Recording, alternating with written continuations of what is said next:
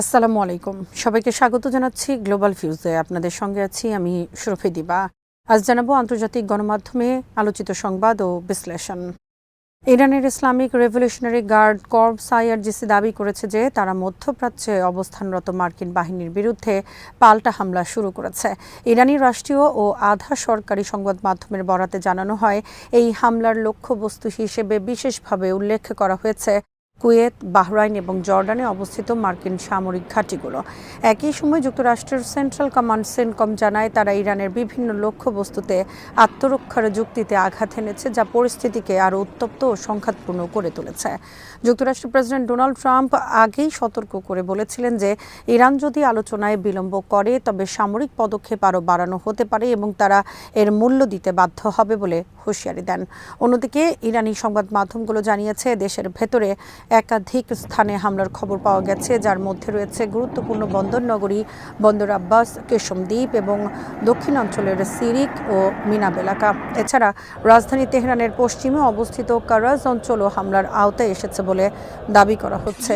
এসব ঘটনার ফলে মধ্যপ্রাচ্যে নতুন করে যুদ্ধ উত্তেজনা চরমে পৌঁছেছে বলে বিশ্লেষকরা মনে করছেন, যেখানে একদিকে যুক্তরাষ্ট্র ও তার মিত্রদের সামরিক তৎপরতা এবং অন্যদিকে ইরানের পাল্টা প্রতিক্রিয়া পরিস্থিতিকে দ্রুত বিস্তৃত সংঘাতে রূপ নিতে পারে বলে আশঙ্কা করা হচ্ছে।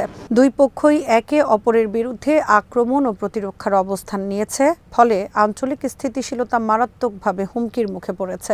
ইরানের Islamic Revolutionary Guard Corps IRGC দাবি করেছে যে তারা জর্ডানের আল আজরাক বিমান ঘাঁটিতে যুক্তরাষ্ট্রের সামরিক অবস্থান লক্ষ্য করে 12টি ব্যালিস্টিক ক্ষেপণাস্ত্র নিক্ষেপ করেছে। সংস্থাটির প্রকাশিত বিবৃতিতে বলা হয়, তাদের অ্যারোস্পেস ফোর্স এই হামলার মাধ্যমে ঘাঁটিটির কন্ট্রোল সেন্টার সহ গুরুত্বপূর্ণ স্থাপনা এবং সেখানে অবস্থানরত মার্কিন যুদ্ধবিমানগুলোকে লক্ষ্যবস্তু করেছে। আইআরজিসি আরও দাবি করে হামলায় বিপুল সংখ্যক F-16, F-15 এবং F-35 যুদ্ধবিমান সহ বহু কৌশলগত অবকাঠামো ধ্বংস হয়েছে, যা তাদের ভাষায় যুক্তরাষ্ট্রের সামরিক সক্ষমতার উপর বড় ধরনের আঘাত। বিবৃতিতে বলা হয়, এটি যুক্তরাষ্ট্রের সাম্প্রতিক সময়ের ক্ষেপণাস্ত্র হামলার প্রতিশোধমূলক অভিযান।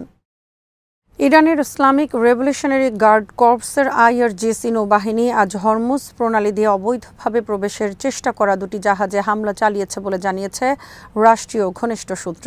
এই ঘটনার কয়েক ঘন্টা আগে তেহরান বিশ্বের অন্যতম গুরুত্বপূর্ণ এই সামুদ্রিক রুটটিকে সম্পূর্ণভাবে বন্ধ ঘোষণা করে, ফলে উপসাগরীয় অঞ্চলের তেল ও বাণিজ্য পরিবহন ব্যবস্থায় বড় ধরনের অস্থিরতা তৈরি হয়েছে। আইআরজিসি নৌবাহিনীর বিবৃতিতে বলা হয়, নির্ধারিত অনুমতি ছাড়া হরমুজ প্রণালী অতিক্রমের চেষ্টা করায় জাহাজ দুটিকে লক্ষ্য করে হামলা চালানো হয়। তবে তাৎক্ষণিকভাবে জাহাজগুলোর পতাকা, মালিকানা বা কোন দেশের নিয়ন্ত্রণে ছিল এ বিষয়ে বিস্তারিত তথ্য প্রকাশ করা হয়নি। একই সঙ্গে হামলার পর জাহাজের ক্রুদের অবস্থা সম্পর্কেও কোনো স্পষ্ট তথ্য পাওয়া যায়নি। ঘটনার কিছু সময় আগে ইরানের খাতাম আল আম্বিয়া কেন্দ্রীয় কমান্ড ঘোষণা দেয় যে হরমুজ প্রণালীকে সব ধরনের তেল ট্যাঙ্কার ও বাণিজ্যিক জাহাজ চলাচলের জন্য সম্পূর্ণভাবে বন্ধ করে দেওয়া হয়েছে। বিবৃতিতে বলা হয়, সাম্প্রতিক সময়ে দক্ষিণ ইরানে যুক্তরাষ্ট্রের সামরিক হামলার কারণে এই অঞ্চলে নিরাপত্তা পরিস্থিতি মারাত্মকভাবে অবনত হয়েছে। এই অবস্থায় যে কোনো জাহাজ যদি অনুমতি ছাড়া প্রণালী অতিক্রমের চেষ্টা করে তবে তাকে লক্ষ্যবস্তুতে পরিণত করা হবে বলে কঠোর হুঁশিয়ারিও দেওয়া হয়। দেশের জ্বালানি বাণিজ্যের জন্য অত্যন্ত গুরুত্বপূর্ণ এই হরমুজ প্রণালী দিয়ে প্রতিদিন বিপুল পরিমাণ তেল ও তরল গ্যাস পরিবহন হয়ে থাকে, তাই এর নিরাপত্তা ও খোলা থাকা বৈশ্বিক বাজারের জন্য অত্যন্ত গুরুত্বপূর্ণ হিসেবে বিবেচিত হয়। নতুন এই উত্তেজনা মধ্যপ্রাচ্যের সামুদ্রিক নিরাপত্তা পরিস্থিতিকে আরও জটিল করে তুলতে পারে বলে আন্তর্জাতিক মহলে আশঙ্কা দেখা দিয়েছে। ইরানের খাতাম আল আম্বিয়া কেন্দ্রীয় সদর দপ্তর ঘোষণা করেছে যে যুক্তরাষ্ট্রের সাম্প্রতিক হামলার পর দক্ষিণ ইরান এবং পার্শ্ববর্তী অঞ্চলে নিরাপত্তা পরিস্থিতি মারাত্মকভাবে অবনতি হওয়ায় হরমুজ প্রণালী সম্পূর্ণভাবে বন্ধ করে দেওয়া হয়েছে। সামরিক কমান্ডের বিবৃতিতে বলা হয়েছে, এখন থেকে হরমুজ প্রণালী দিয়ে কোনো ধরনের জাহাজ চলাচল করতে পারবে না, যার মধ্যে তেলবাহী ট্যাঙ্কার, বাণিজ্যিক কার্গো জাহাজ এবং অন্যান্য আন্তর্জাতিক নৌযানও অন্তর্ভুক্ত থাকবে। ঘোষণায় আরও কঠোর ভাষায় জানানো হয়, কোনো জাহাজ যদি নিষেধাজ্ঞা অমান্য করে প্রবেশের চেষ্টা করে তবে সেটিকে লক্ষ্যবস্তু করে প্রতিরোধমূলক ব্যবস্থা নেওয়া হবে।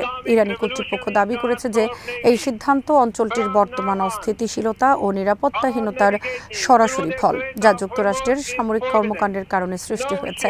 একই সঙ্গে তারা যুক্তরাষ্ট্রের সেই দাবি প্রত্যাখ্যান করেছে যেখানে বলা হয়েছিল যে উপসাগরীয় এই গুরুত্বপূর্ণ জলপথে এখনও স্বাভাবিকভাবে জাহাজ চলাচল করছে। এদিকে ইরানের খাতাম আল আম্বিয়া সেন্ট্রাল হেডকোয়ার্টার্স ঘোষণা করেছে যে পারস্য উপসাগরের গুরুত্বপূর্ণ জলপথ হরমুজ প্রণালী সম্পূর্ণভাবে সব ধরনের নৌ চলাচলের জন্য বন্ধ করে দেওয়া হয়েছে। এই সিদ্ধান্তের আওতায় তেলবাহী ট্যাঙ্কার, বাণিজ্যিক জাহাজ সহ সব ধরনের সামুদ্রিক পরিবহন নিষিদ্ধ করা হয়েছে। ইরানি সামরিক কমান্ডের দাবি, দক্ষিণ ইরানে যুক্তরাষ্ট্রের সাম্প্রতিক হামলার পর অঞ্চলটিতে নিরাপত্তা পরিস্থিতি মারাত্মকভাবে অবনতি হয়েছে, যার ফলে এই কৌশলগত জলপথে স্বাভাবিক নৌ চলাচল আর সম্ভব নয়। বিবৃতিতে আরও বলা হয়, এখন থেকে হরমুজ প্রণালী দিয়ে কোনো ধরনের জাহাজ চলাচলের অনুমতি দেওয়া হবে না এবং যে কোনো ধরনের প্রবেশ বা অগ্রসর হওয়ার চেষ্টা সরাসরি লক্ষ্যবস্তু হিসেবে বিবেচিত হবে। ইরান স্পষ্টভাবে জানিয়েছে, এই সিদ্ধান্তের পরিপ্রেক্ষিতে তারা প্রণালীতে প্রবেশকারী যে কোনো নৌযানের বিরুদ্ধে সামরিক পদক্ষেপ নিতে প্রস্তুত থাকবে।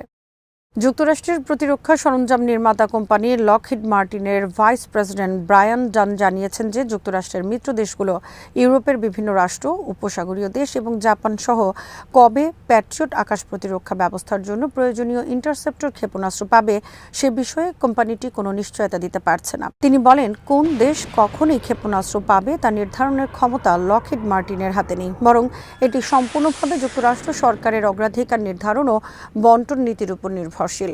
ডান আরও উল্লেখ করেন যে বর্তমান সময়ে বৈশ্বিক চাহিদা ব্যাপকভাবে বেড়ে যাওয়ায় সরবরাহ ব্যবস্থায় অনিশ্চয়তা তৈরি হয়েছে, ফলে অনেক মিত্র দেশকে অপেক্ষায় থাকতে হচ্ছে। তার ভাষায়, যুক্তরাষ্ট্রের প্রতিরক্ষা বিভাগ সরবরাহ তালিকা পুনর্বিন্যাস করছে এবং কে আগে বা পরে অস্ত্র পাবে তা নতুন করে সাজানো হচ্ছে, যার উপর কোম্পানির কোনো নিয়ন্ত্রণ নেই।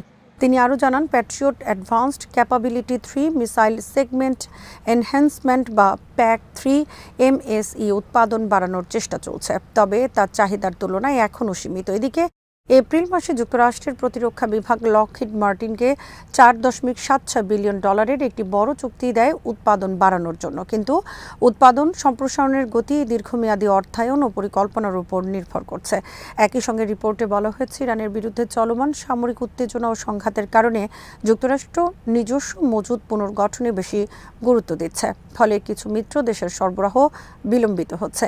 ইউকে, পোল্যান্ড, লিথুনিয়া, এস্তোনিয়া এবং এশিয়ার জাপান ও দক্ষিণ কোরিয়ার মতো দেশগুলোকে কিছু সরবরাহ পিছিয়ে দেওয়ার কথা জানানো হয়েছে। এছাড়া হিমার্স ও নাসামস সিস্টেমের গোলাবারুদ সহ অন্যান্য উচ্চ চাহিদা সম্পন্ন অস্ত্রেও একই ধরনের বিলম্ব দেখা দিচ্ছে।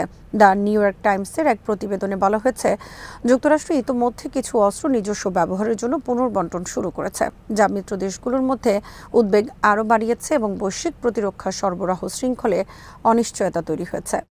ভারতের পররাষ্ট্র মন্ত্রণালয় বুধবার রাজধানী নয়াদিল্লিতে মার্কিন কূটনীতিক জেসন মিক্সকে তলব করে ওমান উপকূলে একটি বাণিজ্যিক জাহাজে কথিত হামলার ঘটনায় তীব্র প্রতিবাদ জানিয়েছে। ওই জাহাজটিকে মার্কিন সেন্ট্রাল কমান্ড সেন্টকম নিষ্ক্রিয় করেছে বলে দাবি করা হয়, কারণ জাহাজটি ইরান থেকে তেল পরিবহনের সময় ঘোষিত সামুদ্রিক অবরোধ ভঙ্গের অভিযোগ ওঠে। ভারতীয় কর্মকর্তারা এই ঘটনার পরপরই কূটনৈতিকভাবে উদ্বেগ প্রকাশ করেন এবং বিষয়টি নিয়ে যুক্তরাষ্ট্রের ব্যাখ্যা জানতে চান। ওমান উপকূলে ঘটে যাওয়া এই ঘটনার সঙ্গে জড়িত বাণিজ্যিক জাহাজটির নাম সেটেবেলো, যেটিকে হামলার পর গুরুতর ক্ষতিগ্রস্ত অবস্থায় পাওয়া গেছে বলে জানা যায়।